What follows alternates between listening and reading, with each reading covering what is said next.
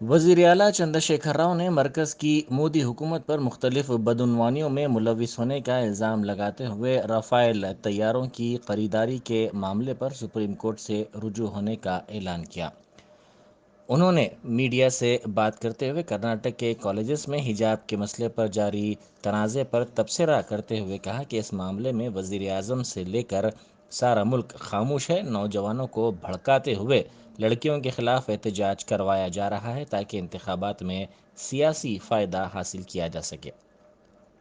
انہوں نے کہا کہ ملک سے بی جے پی کو مار بھگانے کی ضرورت ہے تاکہ ملک میں ترقی ہو اور امن کی فضا پیدا ہو جائے۔ انہوں نے کہا کہ 15 لاکھ روپے کا وعدہ تو وزیر اعظم نے کیا تھا، لیکن دولت کو چوروں کے حوالے کر دیا گیا ہے، یہ بھی ایک حقیقت ہے۔ اسی لیے وہ بی جے پی کو اس ملک سے مار بھگانے کی بات کر رہے ہیں۔ اس کے لیے عوام کو جاگنے کی ضرورت ہے۔ عوام متحد ہوتے ہیں تو یہ ممکن ہے۔ انہوں نے کہا کہ ضرورت پڑنے پر وہ قومی سطح پر ایک سیاسی جماعت قائم کرنے سے بھی پیچھے نہیں ہٹیں گے۔ وزیر اعلیٰ نے کانگریس قائد راہل گاندھی کی ولدیت پر آسام کے وزیر اعلیٰ کی جانب سے کیے گئے ریمارکس کی ایک مرتبہ پھر مذمت کی اور کہا کہ اب وزیر اعظم یا بی جے پی کے قومی صدر جے پی نڈا کی جانب سے اس مسئلے پر کوئی بیان نہیں آیا ہے۔ ایسا محسوس ہوتا ہے کہ آسام کے وزیر اعلیٰ کے متنازع ریمارکس کی وزیر اعظم نے ستائش کی ہے۔ انہوں نے کہا کہ راہل گاندھی کانگریس کے ایم پی ہے، وہ ان کے کوئی رشتہ دار نہیں ہیں، لیکن وہ ایسے خاندان سے تعلق رکھتے ہیں جن کے والد اور خاندان کے دیگر افراد نے ملک کے لیے جان نچھاور کی۔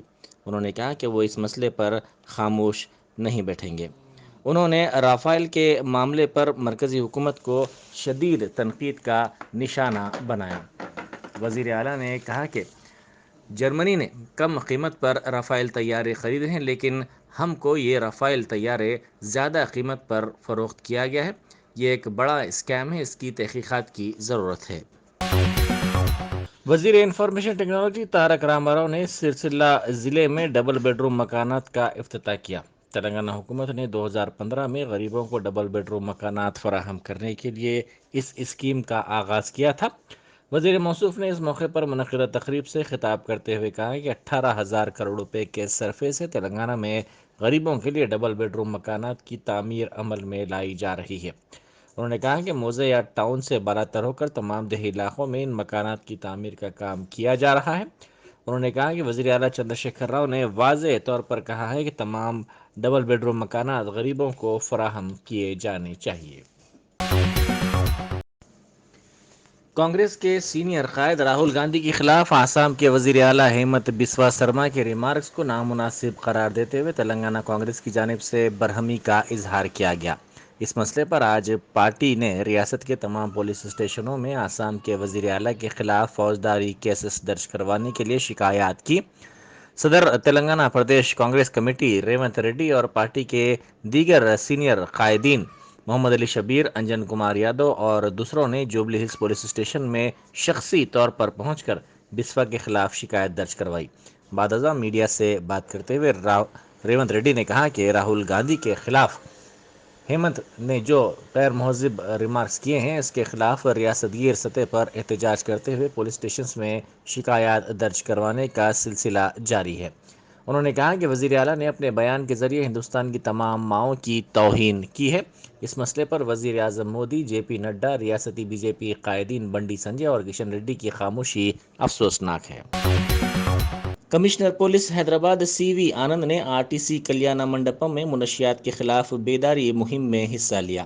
انہوں نے اس موقع پر کہا کہ 15 سال سے ہمیں 2 مسائل کا سامنا کرنا پڑ رہا ہے، ان میں ایک بے روزگاری اور دوسرا منشیات شامل ہیں۔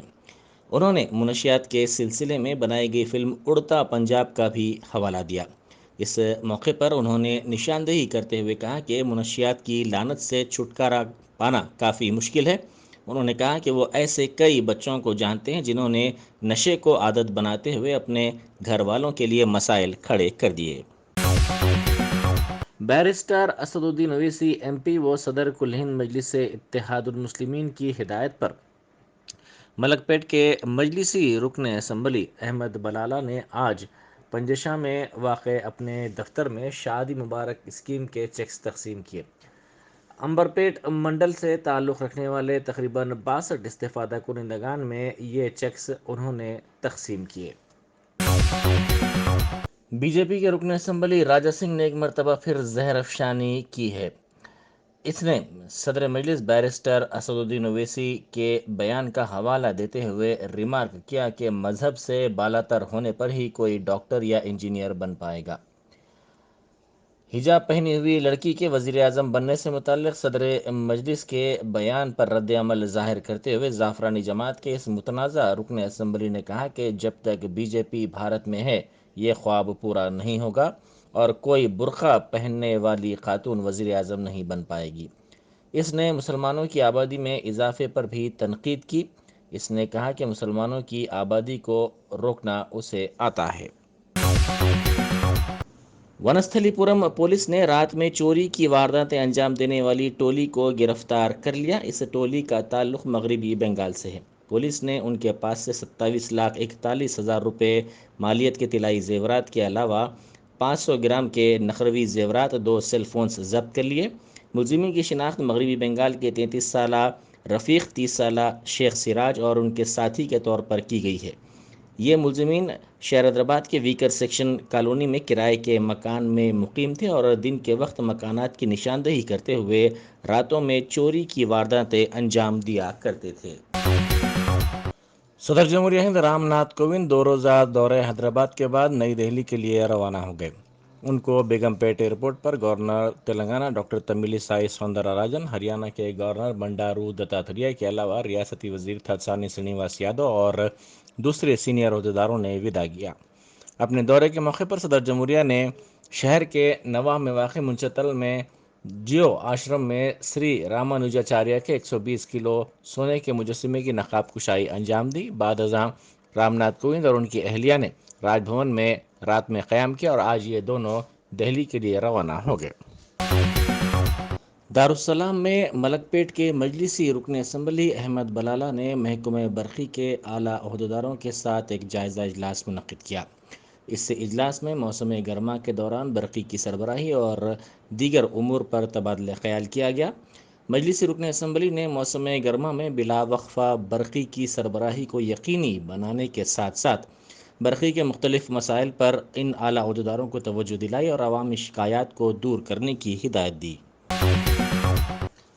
تلنگانہ کانگریس کے کارگزار صدر جگا ریڈی نے کانگریس کے سینئر قائد و سابق صدر راہل گاندھی کے خلاف آسام کے وزیر اعلیٰ کے نامناسب ریمارکس پر راہل گاندھی سے معذرت خواہی کرنے کا آسام کے وزیر اعلیٰ سے مطالبہ کیا اور ایسا نہ کرنے کی صورت میں تلنگانہ میں آمد پر رکاوٹ پیدا کرنے کا انتباہ دیا۔ انہوں نے آسام کے وزیر اعلیٰ کے خلاف سنگاریڈی ٹاؤن پولیس اسٹیشن میں شکایت کی۔ انہوں نے آسام کے وزیر اعلیٰ کے ریمارکس کی مذمت کی اور اسے غیر ضروری قرار دیا اور کہا کہ ملک کے لیے گاندھی خاندان کی قربانیاں ناقابل فراموش ہیں۔ ملک کے پہلے وزیر اعظم نہرو نے ملک کی آزادی کے لیے 16 برس جیل میں گزارے۔ راہل گاندھی کے خلاف نامناسب ریمارکس پر تلنگانہ پردیش کانگریس کمیٹی کے سیکریٹری سرینواس نے مطالبہ کیا کہ آسام کے وزیر اعلیٰ کے خلاف مقدمہ درج کیا جائے۔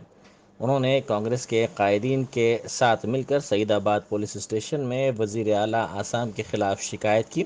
اس موقع پر میڈیا سے بات کرتے ہوئے انہوں نے مطالبہ کیا کہ آسام کے وزیر اعلیٰ کو ان ریمارکس پر فوری طور پر برطرف کیا جائے۔ شہر حیدرآباد کو منشیات سے پاک بنانے کے لیے چلائی جا رہی مہم کے حصے کے طور پر ملک پیٹ پولیس اسٹیشن کے حدود میں منشیات کے خلاف بیداری ریلی نکالی گئی۔ اس موقع پر خطاب کرتے ہوئے ملک پیٹ پولیس اسٹیشن کے انسپکٹر سرینواس نے مشورہ دیا کہ منشیات اور ممنوعہ اشیاء کا استعمال نہ کیا جائے۔ انہوں نے کہا کہ منشیات کے عادی افراد اپنی صحت اور آمدنی سے محروم ہو جاتے ہیں، ان کا خاندان سڑک پر آ جاتا ہے۔ انہوں نے عوام سے اپیل کی کہ وہ منشیات کو فروخت کرنے والوں کے خلاف پولیس سے شکایت کریں۔ فلک نما پولیس کی لاپرواہی اور بغیر کسی اطلاع کے راستہ بند کرنے سے گاڑی سواروں کو مشکلات کا سامنا کرنا پڑا۔